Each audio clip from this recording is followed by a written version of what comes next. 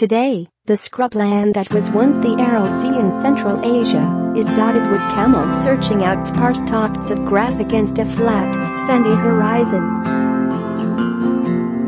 Only the bizarre sight of boats marooned hundreds of miles inland gives any clue to the area's history.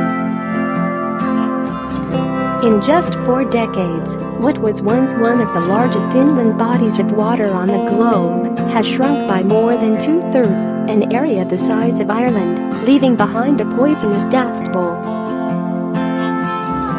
And the reason? Our insatiable appetite for cheap jeans and the rapacious cotton farming that feeds it at almost any cost. Tomorrow, in a devastating assault on an industry that dictates so much of our high street economy, investigative journalist Stacey Dooley will brand fashion one of the biggest environmental disasters to hit the planet.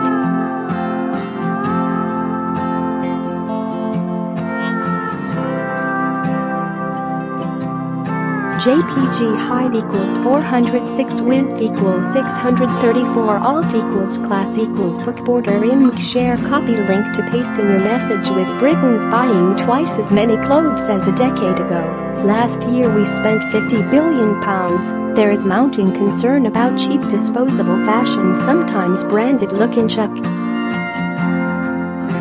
Stacey's BBC documentary Fashion's Dirty Secrets will throw this into sharp relief. It reveals that, around the globe, millions of gallons of clean water have either been diverted to growing cotton or have been hopelessly polluted by the toxic chemicals used for dyes and manufacture. The facts are stark. To grow enough cotton to make a single pair of jeans can take 3,400 gallons or 15,500 liters of water.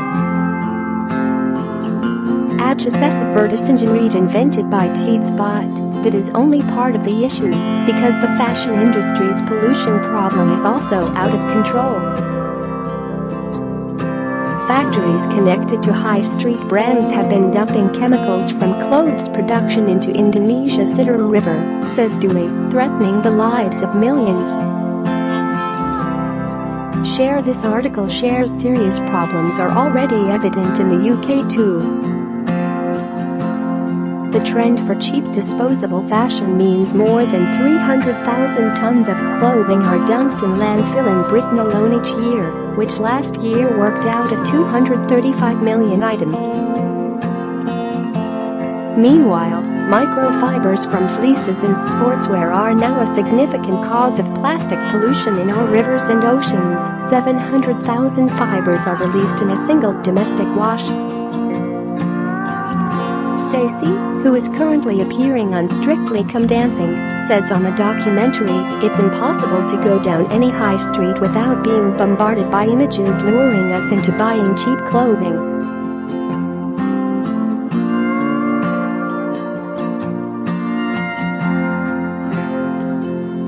dailymail.co.uk 1/2018 10/6/21 4,825,356 6,247,867 Image a 19,538,856,503,252.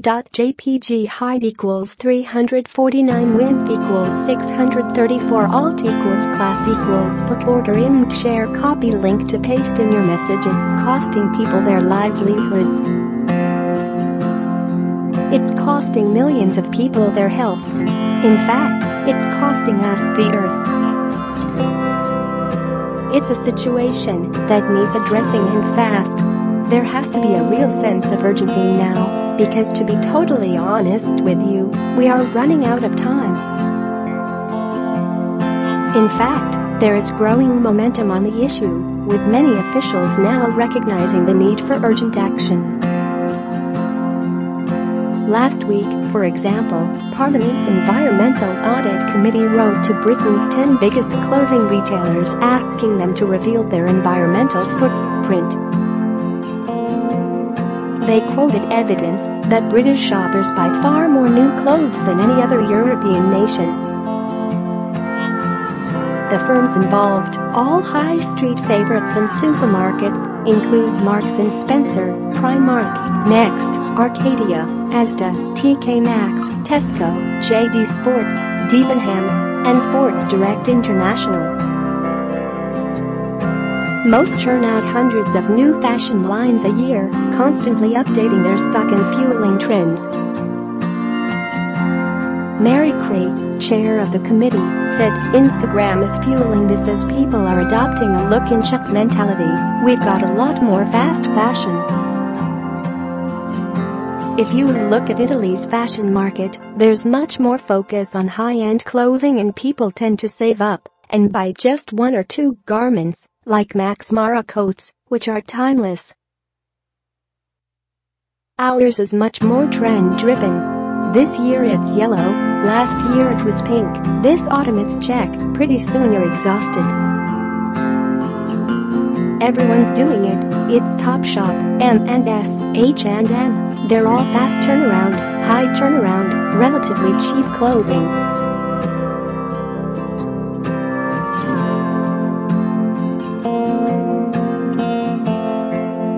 JPG height equals 427, width equals 634, alt equals class equals book order img share copy link to paste in your message. Dooley is clear in the documentary that such cheap fashion amounts to consumer catnip. Its most dramatic illustration comes from Central Asia, a major hub for cotton production. Yet here, it has now become as dangerous to the environment as plastic. Cotton producers in Uzbekistan, the world's sixth largest cotton producer, have diverted water away from the Aral Sea to giant cotton farms, profoundly impacting the livelihood of farmers and fishermen in neighboring Kazakhstan. The sea has almost vanished, and vast quantities of chemicals were left on the seabed, poisoning millions of people and farmland. The loss of water has had a profound impact on the region. Summers are now as hot as 45 C, and winters dip to -30 C. There are no longer trees or plants to stop the wind, and huge dust storms whip up in seconds. An entire ecosystem has died, the fishing industry has been annihilated, and thousands have lost their jobs. Equally, it is much harder to grow crops and to farm animals. In the documentary, Stacy and her guide drive across what was once the seabed, where camels now roam the landscape. "I feel like this portrays perfectly what's gone on here," Stacy says. "There used to be fish, tens of thousands of tons of fish, and now there's a camel. I don't think you understand the enormity of the situation until you're here. It's affected everything. It's affected unemployment. There's been a public health crisis. It's affected the weather. It's affected the seasons. We understand what plastic has done to the earth. We're fed that every day, and rightly so. But did I know that cotton was capable of this? Of course I didn't. I had no idea. The health crisis has seen an increase in strokes, blood pressure and cancer in the local communities. It is believed to be linked to the toxic pesticides which were dumped in the water by cotton factories.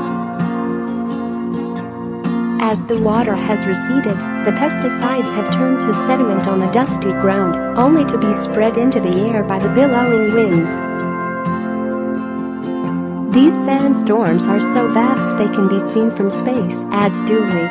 When the sea first vanished, they contained vast quantities of pesticides which had been washed into the Aral from the cotton farms and left on the seabed. They poison people and farmland. Millions across the region were affected, and the impact is still felt today. Meanwhile, chemicals dumped into Indonesia's Sidrap River, already one of the most polluted waterways in the world, are causing similar devastation. The local army has spent months trying to clear the sea of plastic floating down the river. But just as toxic are the levels of mercury, cadmium, lead and arsenic now present in the waters.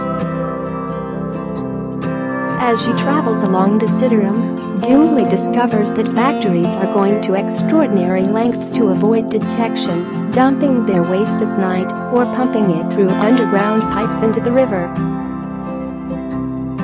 The result? Lurid-colored water, frothy waves, and a lack of oxygen, causing a putrid stench, dead birds and rats, and devastation to local families who rely on the water for drinking, bathing and washing their clothes. More than 28 million people have been affected by the polluted water. I've seen lots of devastation over the years, continues Dooley.